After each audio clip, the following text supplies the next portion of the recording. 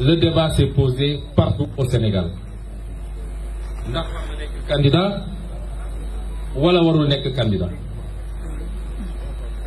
Beaucoup de gens m'ont dit que waruma nekk candidat à Ziguinchor. Seeni argument am na luñ ci mën a dégg, am na luñ ci mën a nangu. Ñenn ñi jàpp nañ ni Ousmane Sonko qui gagne à Ziguinchor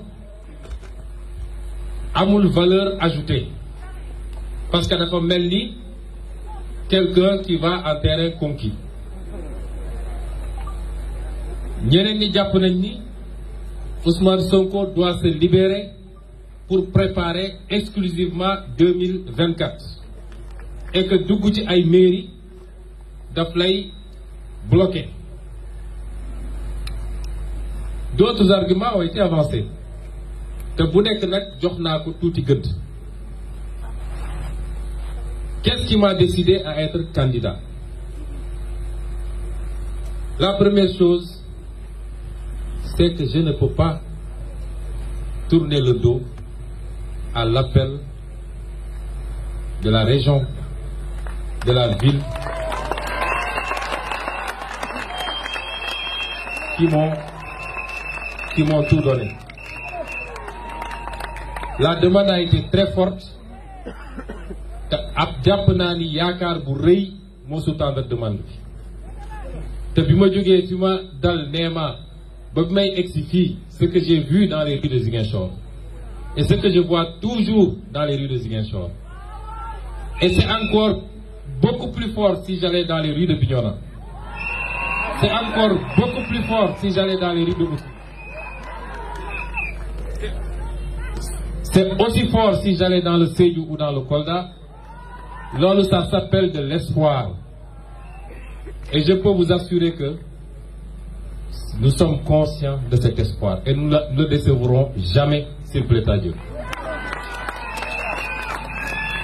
La deuxième chose qui m'a décidé à candidater, am na ñu ñëwoon sax ne ma il faut être candidat à la ville de Dakar parce que soo nekkee candidat ci ville de Dakar valeur ajoutée bi foofu lay amee solo ndax li Dakar di peser et c'est un boulevard pour 2024. Vous savez pourquoi je ne l'ai pas fait? La première chose, c'est parce que j'ai considéré que nous avions un candidat naturel, légitime, qui a tout ce qu'il faut et qui est plus légitime que moi à Dakar et qui s'appelle Barthélémy Diaz.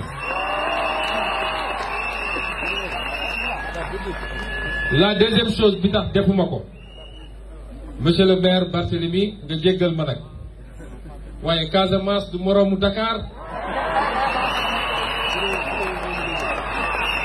Monsieur le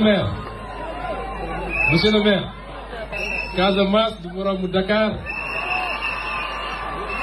bëgg naa Ndakaaru trop nag Abbas bëgg naa Ndakaaru trop parce que ñooy suñu njaatige ñooñu dalal waaye Barthélémy bi nga duggee frontière Gambie ba fii li nga gis sa bët loolu xam nga ni ci koom-koom ak ci potentiel doo ko méngale Dakar.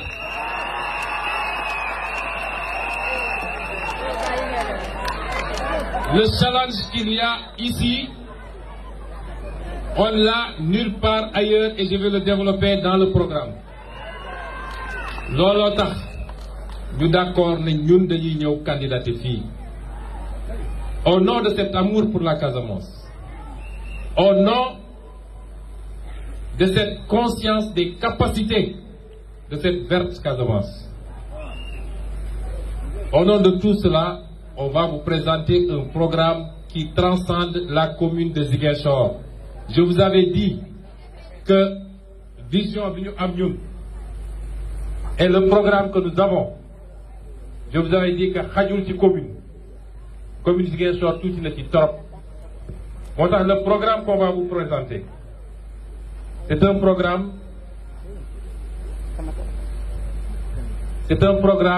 boo xam ne ñetti pàcc la. ñetti programme la wala ñaari programme la ak troisième partie. Première partie bi c'est le programme de développement local boo xam ne c'est spécifique à la commune de Ziguinchor.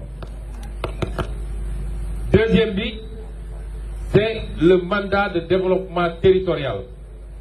Mandat de développement territorial moo ñuy permettre ñu def ce qu'on appelle l'intercommunalité.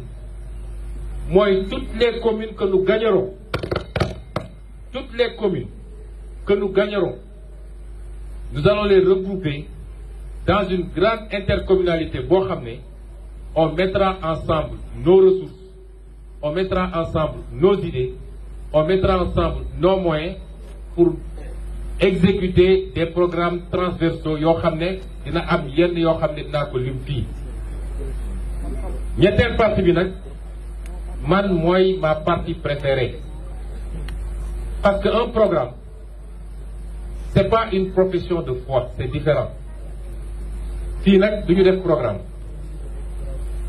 fii da ngay gis ko ne su ngeen ma falee dinaa def lii dinaa def lii dinaa def lii dinaa def lii. Ça c'est ce qu'il y a de plus simple. Même un élève de CM2 peut le faire. Vraiment. Même un élève de CM2 peut le faire. waaye c'est rare nga gis wala gisaguma ko man ku la ne soo ma falee voilà où est-ce que je vais trouver les ressources pour réaliser mon programme. Or, si tu ne peux pas trouver les ressources, tu ne réaliseras jamais de programme. Un programme sans ressources financières n'est pas un programme. Donc, la troisième partie, mooy le financement des programmes. Muy le programme local de développement local, muy le mandat de développement territorial. Programme bii nag, messieurs les journalistes, nous voulons une élection exemplaire à Ziguinchor.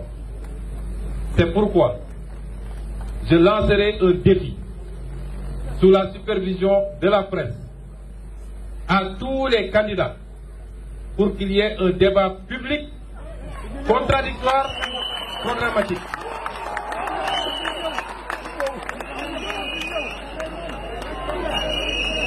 Ku nekk toog fële rek yor sa benn kayit. Non, non, non. Il faut que vous, messieurs les journalistes, tous les candidats, j'en profite d'ailleurs pour saluer monsieur le maire, monsieur Abdoulaye Baldé, qui est un grand frère. Je le salue parce qu'on est dans sa commune. Et il est encore le maire. Il a fait ce qu'il a pu. Il est encore le maire, donc nous sommes sous sa circonscription. Nous sommes ses administrés. Je lui envoie mes salutations. Et je salue également tous les autres candidats. Mais je les convie, en espérant qu'ils auront plus de courage que leur patron. En 2019, j'avais demandé un débat entre les candidats. Leur patron avait fui. J'espère qu'aujourd'hui, pour la clarté du débat, parce que la Casamance en a besoin et le Sénégal en a besoin, que nous donnerons le modèle parfait où chacun viendra avec son programme. Évidemment, certains devront d'abord faire leur bilan avant de parler de leur programme, ce qui rend la chose plus complexe.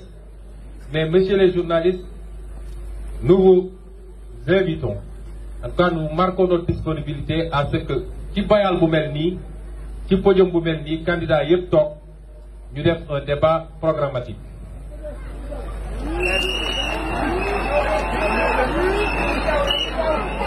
Les programmes, ñetti programmes yi ma leen wax, ça se décline en 17 projets. Je vous ai parlé de 2 programmes et des sources de financement. Loolu ñu décliné ko en 17 projets capitaux, des projets extrêmement importants, et je voudrais que vous reteniez ces projets parce que bu ñuy pare mandat bi buñ ñu naree évaluer dañuy évaluer par rapport à ces projets.